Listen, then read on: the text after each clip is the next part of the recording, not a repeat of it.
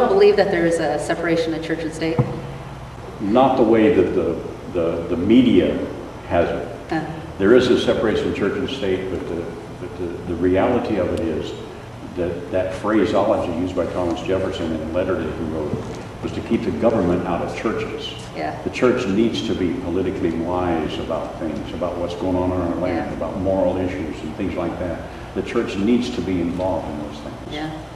And once the 501c3 came in, and we won't talk about that too much, but really it allowed a big, wide barn door to be open for this political agenda that, we talk about, in the Bible.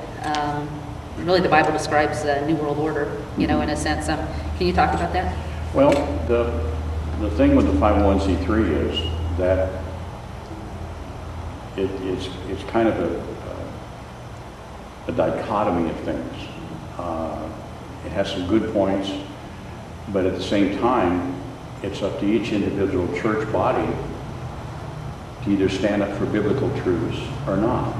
And if the government would come in and threaten a church body, i.e. pastor, whatever, chief elder, that they couldn't say certain things that are biblically true, or to lose their 501c3, then may God give us the strength and courage to stand up and say, I don't want the 501c3 because I'm going to trust God. I'm not going to serve two masters. I'm serving God. Right.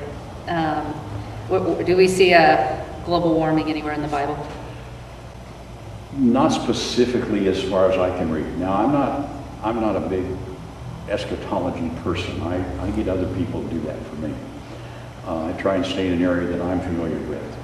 However, I do see that there's going to be lots of stuff going on in the world, and I really believe that there have been things set in motion from the beginning that are going to continue on. In fact, Romans says that the earth is crying out for redemption. Creation itself is crying out for redemption. And they're looking for the sons of God, the grown-up children of God to come forth. And the earth is crying out for that to happen. Because, see, the earth wasn't in charge of the fall of man. But when the fall of man happened, the earth became part of the collateral damage of that. And that's one of the reasons we have such a mess in climate, in earthquakes, and tornadoes, and floods, and things like that. It's just all reverts back to the earth got perverted from the way that God intended it to be because of the fall of mankind. So global warming per se, I don't think is in there, but there are going to be weather things happen. Yeah.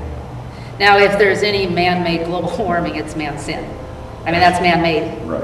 I'm not a climatologist or any of those sorts of things, but I'm of the belief that mankind and his goofy intellect of trying to destroy things with carbon and exhaust fumes and things like that, I don't think he's that big of a deal. I really believe this earth is pretty tough. It was designed to work. Well, what's really discouraging, and I think people are starting to wake up, thank God, but it's discouraging when, other Christians that just don't know any better. The Bible says, my people perish for lack of knowledge. Right. They just don't know any better. They're just believing what their public school teaches them, or what, the media says. Right. And there's a lot of, lies. I mean, they don't want any kind of religion in the schools anyway. Right. The media wants nothing to do with religion, right. Except their own religion, right. which is goes against God's spiritual right. Bible, right. Spiritual truth. If I could interject something here, several years ago, I had some Christian folks tell me that there was an earthquake in Southern California, and this particular area of Southern California that was hit most by the earthquake was an area that produced a lot of the pornographic movies, and it pretty well just destroyed a whole bunch of property and buildings and things like that. And I had people come up to me in the church and say, aha, God's judgment has fallen. And I said, do you really believe that? And they said, yes, we do. I said, well, let me ask you a question then. He says, you believe the judgment of God has fallen there? I said, I have a friend, a very learned man, Dr. Stanley Chester, who's an amazingly intellectual person. He's got degrees in geology and all kinds of things. He's an amazing man. And he said that, he told me one time, he said, you know, he says, I was at Hiroshima. And he said, you know what I saw? I said, no, what? He said, I looked around, I saw trees, birds, flowers, people. He says, I was also at Nagasaki. You know what I saw? I said, what? Trees, birds, flowers, people. He says, I was even at Bikini Atoll in the Pacific where they did H-bomb test. He said, you know what I saw? What? Trees, birds, flowers, animals, things. And I said, really? He said, yeah. And he said, I was also at a place where we believe Sodom and Gomorrah was. He said, you know what I saw? I said, what? He said, nothing. He said, when the judgment of God happens, when the judgment of God happens, you don't want to know about it. Right. It's going to go away. Yeah, but I agree a little bit with your members there that I don't think the judgment of God has fallen, but I think He still intervenes to give us a wake-up call. Sure, it's a sin problem. Yeah, it's a sin problem. A sin and that problem. opens the door. Yeah, that opens doors. right. We were talking a little bit on with Jeff Kropp about the New World Order, just briefly, and I don't want to be ignorant that the fact that the Bible doesn't call it necessarily the New World Order. He calls it the kings of the earth, gathered against His elect. Can you expound on that at all? Well, I believe the Bible does teach that in the very last time that there's going to be some real difficult times happening. And how much, for instance, the United States gets involved or not involved is really an interesting thought process, because some people say, well, the United States isn't going to be involved at all. Some people will say, well, this person of the Antichrist is going to rule the world. But yet I don't read that. I read where he's going to be a powerhouse in certain areas, but I don't see him ruling the world. But a lot of those things are still hidden from us to a degree. Right. And I just know that when all the plagues happened in Egypt, God took care of His people.